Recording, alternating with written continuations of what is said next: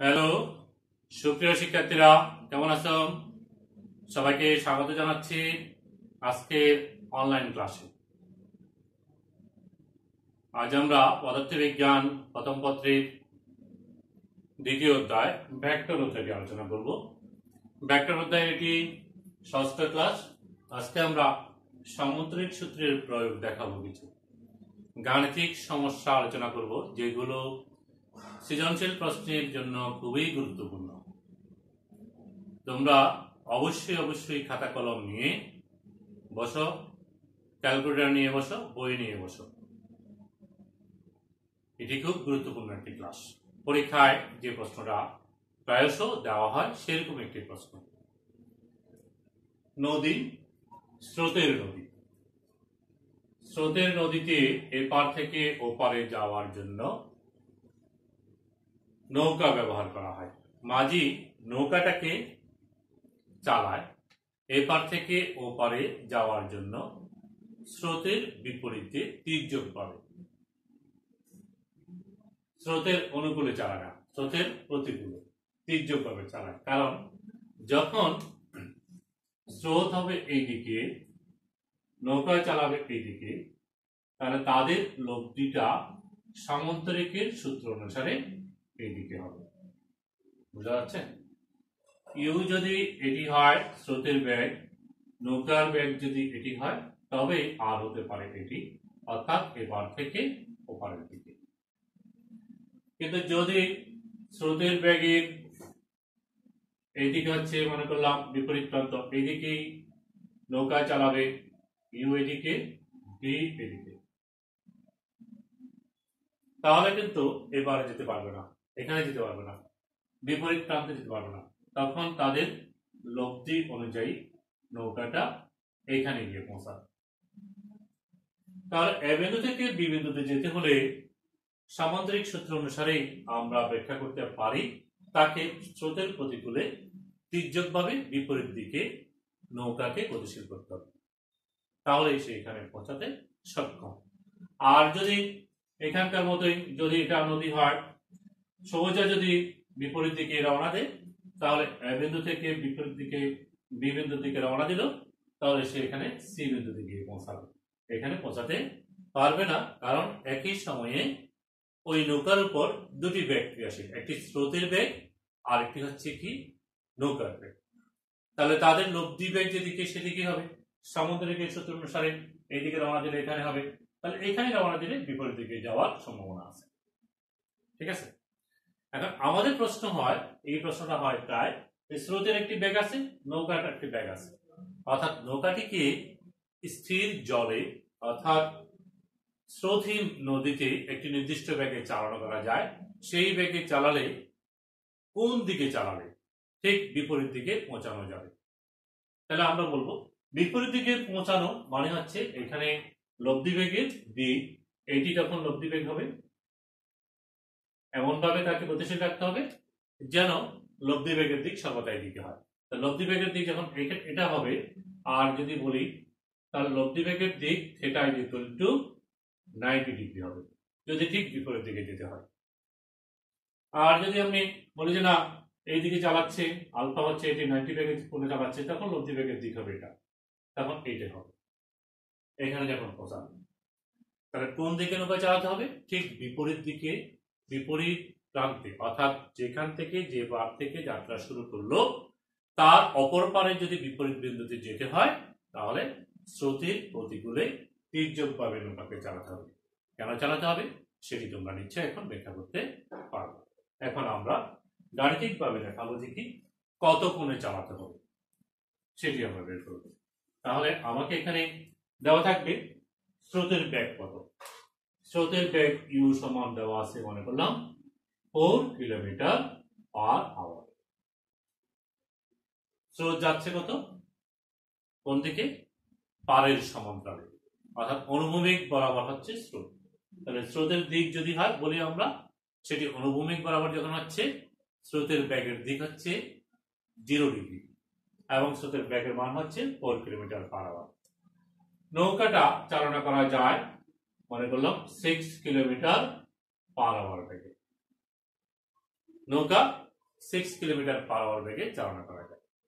এখন কিভাবে চালাবে, কিভাবে যাত্রা শুরু করলে, মানে আলফা মান কত হলে কিভাবে চালানো, মানে এই আলফার মান কত হলে অবশ্যই স্রোতের প্রতিকূলে তির্যকভাবে চালাতে হবে। সেই তির্যক মানে কত কোণ করে চালাতে হবে, সে আলফা কত সেটি নির্ণয় করতে হবে। তাহলে সেই বিপরীত দিকে এখানে পৌঁছাবে। তাহলে বিপরীত বিন্দু বিন্দুতে পৌঁছালে এটি লব্ধি এবিটাই হবে লব্ধি বেগের দিক।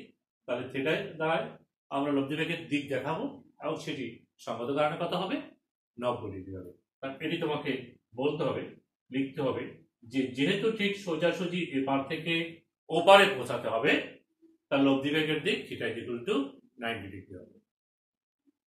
এখন এই লব্ধি বেগের দিক থেকে আমরা কোন দিকে চালাতে হবে সেই দিকটা বের করতে পারবো।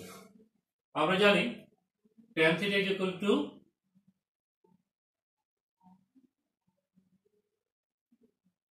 q sin alpha divided by p plus q cos alpha। এই সমীকরণ থেকেই আমরা দিক নির্ণয় করব কোন দিকে চালাবে। তাহলে tan 90 সমান হবে v sin alpha divided by u plus v cos alpha। tan 90 মানে অসংজ্ঞায়িত ইনফিনিটি সমান 1/0 লেখা যাবে, যেমন v sin alpha divided by u plus v cos alpha লেখা আছে। এখান থেকে আমরা লিখতে পারবো u plus v cos alpha সমান 0 বা v cos alpha সমান মাইনাস u বা cos alpha সমান minus u by v। That means alpha সমান হচ্ছে cos inverse minus u by v। আমরা ক্যালকুলেট করি cos ইনভার্স মাইনাস 4/6 সমান ক্যালকুলেট করি আমরা কত পাই, shift cos inverse minus 4 divided by 6 সমান হচ্ছে 131.80।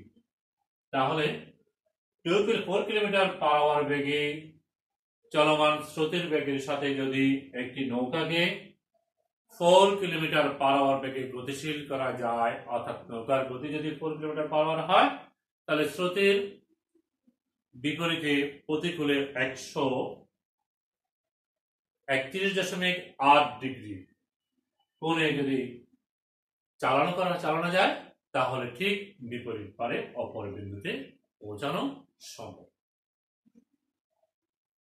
তাহলে আমরা এটা একটা প্রশ্ন উত্তর দিলাম। আরেকটি প্রশ্ন হয় ঠিক অপর পারে পৌঁছাতে কত সময় লাগবে।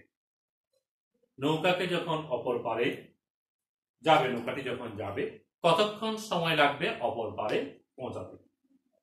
দেখো সময়টা আমরা জানি বেগের সাথে দূরত্বের সাথে সময়ের একটি সম্পর্ক আছে না? কি সম্পর্ক? অতিক্রান্ত দূরত্ব সমান বেগ ইন্টু সময়, অর্থাৎ যে দূরত্ব অতিক্রম করবে সেই দিকে বেগ কত এবং সময় কত, সেই সময় গুণফল s is equal to vt। এখন যেহেতু এপার থেকে ওপারে যাবে, তাহলে এপার থেকে ওপারের দূরত্ব যদি d হয়ে থাকে, তাহলে অতিক্রান্ত দূরত্ব d is equal to v into t লিখবো আমরা। এই ভিটা কত? নৌকাতে দিকে চালানো হচ্ছে, স্রোত হচ্ছে দিকে। এই স্রোত এবং নৌকার বেগের উপাংশ থেকে আমরা উলম্ব দিকে এবি বরাবর অর্থাৎ প্রস্থ বরাবর বেগের উপাংশ পাবো। স্রোতের বেগের উলম্ব উপাংশ যদি বলি, স্রোতের বেগের উলম্ব উপাংশ হচ্ছে ইউ সাইন থিটা। নৌকার বেগের উলম্ব উপাংশ হচ্ছে ভি সাইন আলফা বলি আমরা এখানে। আলফা হচ্ছে কি এই স্রোতের নৌকার বেগ অনুভূমিকের সাথে তথা স্রোতের বেগের সাথে যেগুলো উৎপন্ন করে সেটা। আর স্রোতের বেগ ধরতেছি আমরা কোন দিকে? পারের সমান্তরালে, অর্থাৎ স্রোতের বেগের দিক সেটাই যে হচ্ছে 0 ডিগ্রি।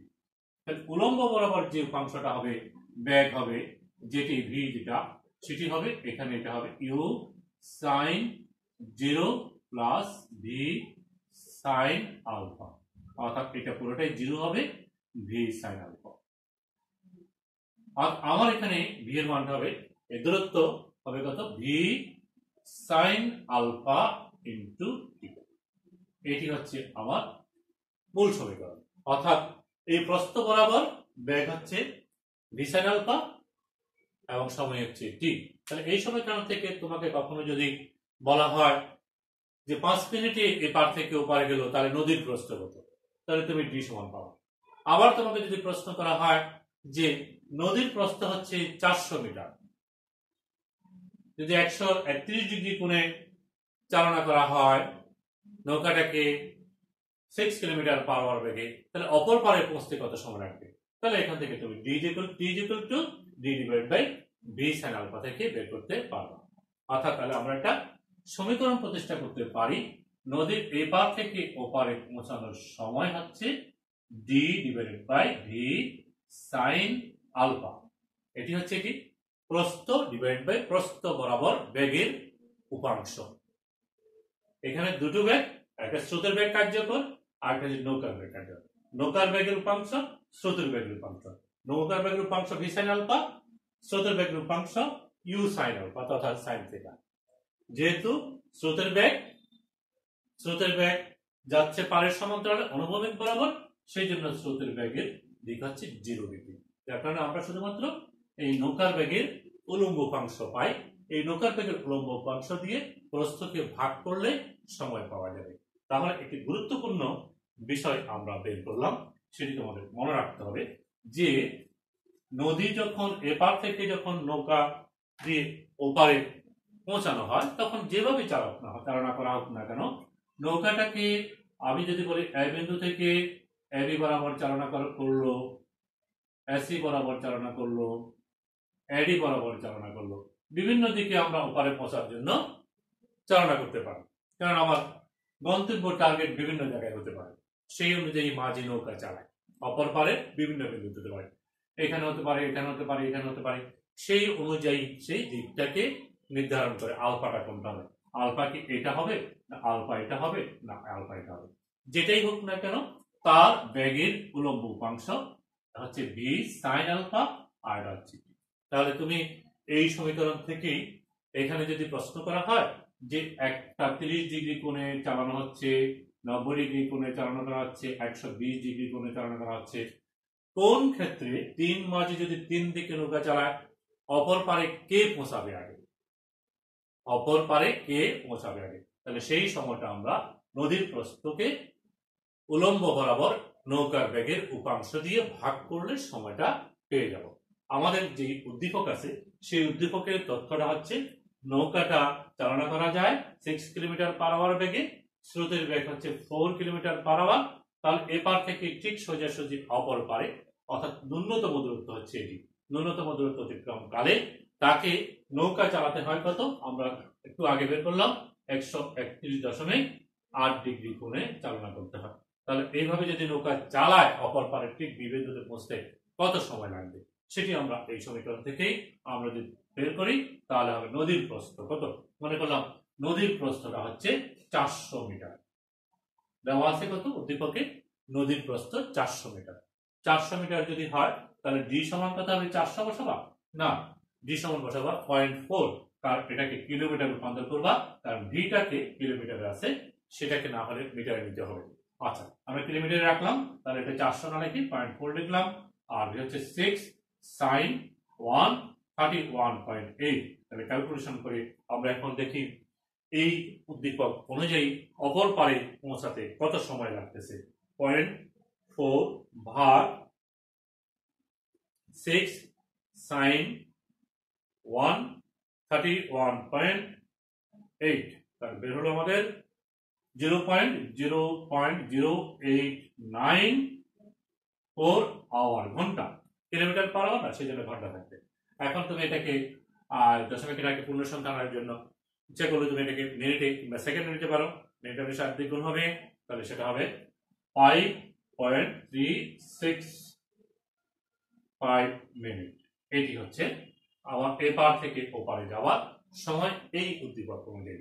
তাহলে আমরা আজকে এখন এই পর্যন্ত যে কাজটা করলাম সেটি হচ্ছে এপার থেকে ওপারে যাওয়ার জন্য ঠিক বিপরীত বিন্দুতে যাওয়ার জন্য নৌকাটাকে কোন দিকে চালাতে হবে, সেই কোন দিকে চালাতে হবে আলফা বের করলাম ট্যান থিটার সমীকরণ থেকে। সামান্তরিক সূত্রের ট্যান থিটার যে সমীকরণটা সেটি অ্যাপ্লাই করে আলফা বের করলাম।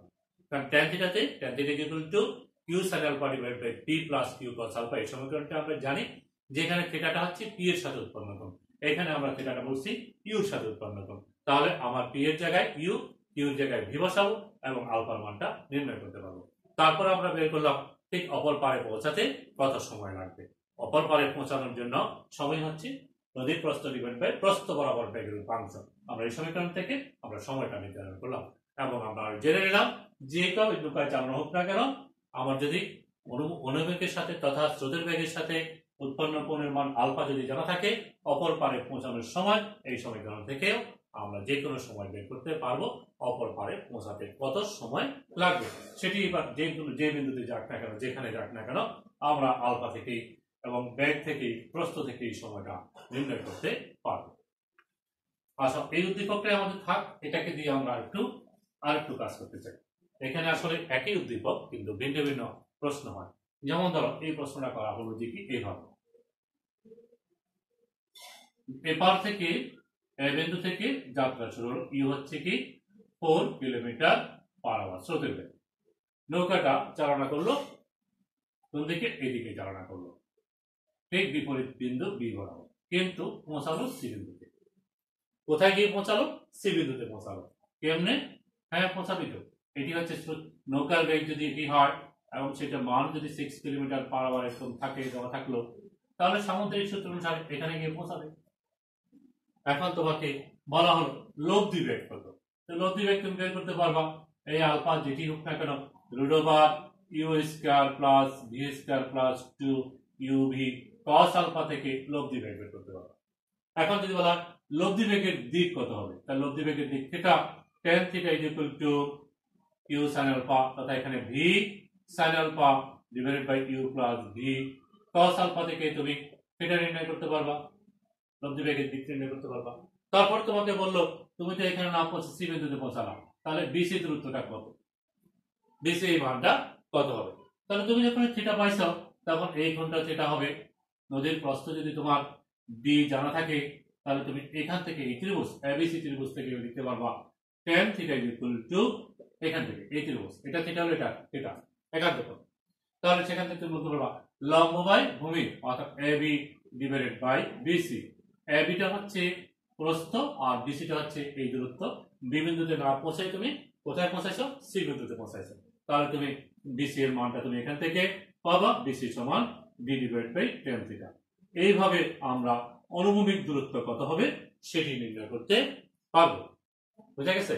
অর্থাৎ সোজা বিন্দু না গিয়ে এখানে এইভাবে নির্ণয় করতে পারবো।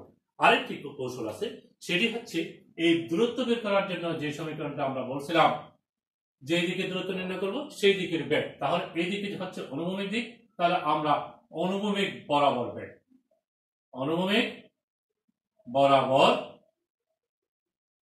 নৌকার বেগ, বেগ কত হবে আর সময় দিয়ে গুণ করব। দূরত্ব হচ্ছে কত, বিসি বের করতে যাচ্ছি, তাহলে এইটা একটা কৌশল, এটি একটা কৌশল বের করতে আমরা এখান থেকে করতে পারবা। আর এটি না করে তুমি সেটা না বের করেও সরাসরি করতে পারবা, সেটি আমি দেখাচ্ছি কিভাবে করবা। তখন তুমি অনুভূমিক বরাবর বেগ, অনুভূমিক বরাবর এখানে দুটো বেগ কার্যকর, একটা হচ্ছে স্রোতের বেগ আর একটা হচ্ছে নৌকার বেগ। তো নৌকার বেগের অনুভূমিক উপাংশ কত, ভি সাইন আলফা। স্রোতের বেগের অনুভূমিক উপাংশ কত, ইউ cos আলফা না cos থিটা। স্রোতের বেগের নৌকার বেগের অনুভূমিক উপাংশ সাইন না cos, cos, তাহলে এটি সাইন হবে না, ঠিক হবে cos হবে। সাইন কোনটা হয়? সাইন হয় উলম্ব বরাবর যে উপাংশটি। তাহলে অনুভূমিক বরাবর এটি হচ্ছে নৌকার বেগের উপাংশ, এটি হচ্ছে স্রোতের বেগের উপাংশ। এই দুটো মিলেই হচ্ছে আমার অনুভূমিক বরাবর বেগ, লব্ধি বেগ। তাহলে এটি হচ্ছে ভি cos আলফা প্লাস এখানে থিটাটা কত, থিটাটা হচ্ছে 0 ডিগ্রি। থিটা কত? 0 ডিগ্রি, কারণ স্রোতের বেগের সাথে স্রোতের বেগ অনুভূমিকের সাথে যে কোন উৎপন্ন করে সেটা 0 ডিগ্রি, কারণ অনুভূমিক বরাবর স্রোত যায় সেখানে cos 0 হবে, তাহলে cos 0 1 হবে, ইউ হবে। এটি আমাদের মনে রাখতে পারি, তখন আমরা লিখব U plus V cos alpha into T. এই টিটা বের করবো এই সমীকরণ থেকে, অপর পারে পৌঁছানোর সময় এটা ওখান থেকে জানবা। আর ইউটা হচ্ছে স্রোতের বেগ, আর নৌকার বেগ হচ্ছে কি ভি, আলফাটা হচ্ছে স্রোত এবং নৌকার বেগের মধ্যবর্তী কোণ। তাহলে এই সমীকরণ থেকেও আমরা অপর পারে বি বিন্দুতে না গিয়ে সি বিন্দুতে যদি যায়, সেখান থেকেও আমরা বিসি দূরত্বটা বের করে নিতে পারি উপাংশ ব্যবহার করে, উপাংশের মান ব্যবহার করে। আর উপাংশ যদি ব্যবহার করতে না চাই, তাহলে আমাকে ট্যান থিটা বের করতে হবে। ট্যান থিটা বের করে জ্যামিতির মাধ্যমে আমাকে এই সমীকরণ মাধ্যম প্রয়োগ করে এটি করতে হবে। যে কোনো একটা অ্যাপ্লাই করে আমরা অনুভূমিক বরাবর দূরত্ব কত হবে সেটি নির্ণয় করতে সক্ষম হব। তাহলে এতক্ষণ পর্যন্ত আমরা কি করলাম, আমরা বের করলাম একটা স্রোতের নদীতে নৌকা চালনা করে যদি অপর পারে পৌঁছাতে যাই, তাহলে অপর পারে কোন বিন্দুতে পৌঁছাবো, অপর পারে কোন বিন্দুতে পৌঁছাবো সেটি যদি বের করতে চাই, তাহলে আমার স্রোতের বেগ এবং নৌকার বেগের অর্থাৎ নৌকার বেগটাই কোন দিকে চালানো হয় সেটি বের করে আমরা ট্যান থিটা থেকে জানতে পারবো কোন বিন্দুতে পৌঁছাবো, দিক থেকে জানতে পারবো। লব্ধি বেগ যদি হয় আর থেকে বের করতে পারবো। যদি আমাদেরকে প্রশ্ন করা হয় যে কোন দিকে চালালে অপর পারে ঠিক বিপরীত বিন্দুতে পৌঁছানো যাবে, তাহলে আমরা ট্যান থিটা থেকে আমরা বের করতে পারি, সেখানে থিটাটা হবে 90 ডিগ্রি হবে, আলফার মান বের করতে পারি। যদি আমাদেরকে বলা হয় যে অপর পারে পৌঁছানোর সময়টা কিভাবে হবে, তখন আমরা এই নদীর প্রস্থ এবং প্রস্থ বরাবর বেগের উপাংশ বের করি। তাহলে এইটা সমীকরণ এবং আর এই সমীকরণটি আমরা বলছিলাম যদি এখানে পৌঁছায় সেই বিন্দুতে পৌঁছায় বিসি দূরত্ব বের করার জন্য U plus V cos alpha, U plus V cos alpha into T, এই সমীকরণটাও বের করতে আমরা ব্যবহার করতে পারি। আমাদের পরীক্ষাগুলো আসে, অর্থাৎ তুমি নৌকাটাকে সোজা গতিশীল না করে তুমি এদিকে চালাচ্ছ, কিন্তু নৌকাটা গেল এখানে বি বিন্দুতে না গিয়ে সি বিন্দুতে, তাহলে কত দূরত্ব অনুভূমিক ভাবে কতটুকু দূরে গিয়ে পৌঁছাবো সেই দূরত্ব বের করার জন্য এই অনুভূমিক বরাবর বেগ, বেগের উপাংশ এবং উল্লম্ব বরাবর বেগের উপাংশ দুটার সমষ্টি, সেখান থেকে তাকে সময় দিয়ে গুণ করলে আমরা বিসি দূরত্বটা পাবো। আর কখন ওদিকে পৌঁছানোর জন্য সময়টা এই সমীকরণ থেকে পাবো। এটি হচ্ছে আজকের এই অংশের নতুন আলোচনা। আজকের ক্লাসের নতুন আলোচনা হচ্ছে এই সময়টা বের করা এবং অনুভূমিক দূরত্ব বের করা, এটি নতুন আলোচনা। আর আগের যেগুলো ছিল আর দিক নির্ণয় এবং লব্ধি বেগ নির্ণয় আমরা সামুদ্রিক সূত্রের সরাসরি প্রয়োগ থেকে সেটি করতে পারি। তো তাহলে তোমরা এই সামুদ্রিক সূত্রের প্রয়োগটা কি করতে পারবা? আশা করি করতে পারবা। এখন আমাদেরকে প্রশ্ন করা হয় নৌকার বেগ যদি দ্বিগুণ করা হয়, গতি যদি আমার এখন যা ছিল গতির দিক যদি পরিবর্তন করি, তাহলে কেমন হবে? সব একই পরিবর্তন করে করে আমাদের এই সমস্ত সমীকরণগুলো ব্যবহার করলেই আমরা এই সামুদ্রিক সূত্রের প্রয়োগ অর্থাৎ নৌকা এবং নদীর ক্ষেত্রে যে সমস্যাগুলো থাকবে সেগুলো বের করতে পারবো। তাহলে একবার সাম আপ করে দিই। আজকের ক্লাসে আমরা কি করলাম, আমরা বের করছি যে স্রোতের বেগের সাথে নৌকার বেগের লব্ধি বেগ নির্ণয় করার জন্য লব্ধি বেগ বের করার জন্য আমরা যে সমীকরণটি ব্যবহার করলাম সেটি হচ্ছে r = u square plus v square plus 2uv cos alpha. লব্ধি বেগের দিক নির্ণয় করার জন্য tan θ = v sin alpha divided by u plus v cos alpha, এই দুটি সমীকরণ বের করলাম। তারপরে আমরা বের করলাম অপর পারে পৌঁছানোর জন্য সময় হচ্ছে d divided by v sin alpha, প্রস্থ ডিভাইডেড বাই প্রস্থ বরাবর বেগের উপাংশ। আর তারপরে হচ্ছে কি আমরা বের করলাম অনুভূমিক দূরত্ব যদি বের করতে হয় তাহলে সেটি হচ্ছে u plus v cos alpha into t, অর্থাৎ অনুভূমিক বরাবর বেগ এবং সময়ের গুণফল হচ্ছে অনুভূমিক দূরত্ব। এই কয়টি সমীকরণ আজকে ব্যবহার করলাম এবং সেখানে আমরা বলছিলাম যদি এই ঠিক বিপরীত বিন্দুতে যেতে হয় তাহলে নৌকা চালনা করতে হবে কোথায়? তির্যকভাবে এই স্রোতের প্রতিকূলে চালাতে হবে। তখন কোন দিকে চালাতে হবে? আলফা নির্ণয় করার সময় আমরা tan থিটা অর্থাৎ লব্ধি বেগের দিক, এটি হচ্ছে স্রোতের বেগ, এটা স্রোতের বেগ, নৌকার বেগ, লব্ধি বেগের দিক থেকে 90 ডিগ্রি হবে। এটি আমাদের এই টার্মটা মনে রাখতে হবে বিশেষভাবে।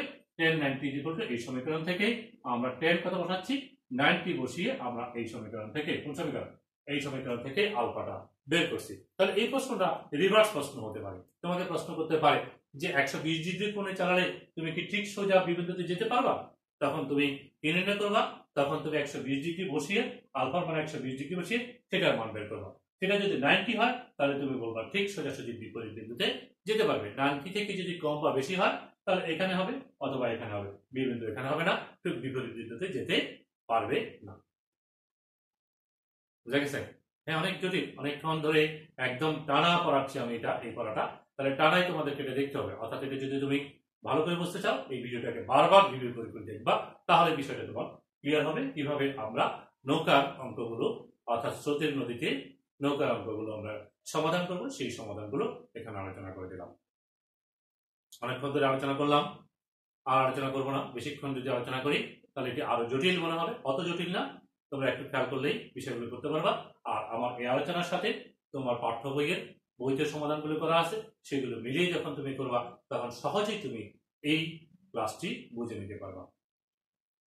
তো এতক্ষণ ধরে সঙ্গে ছিল, এতক্ষণ ধরে সঙ্গে থাকার জন্য তোমাদেরকে ধন্যবাদ জানিয়ে আজকের ক্লাসে এখানেই সমাপ্তি করছি। আল্লাহ হাফেজ, সবাই ভালো থেকো।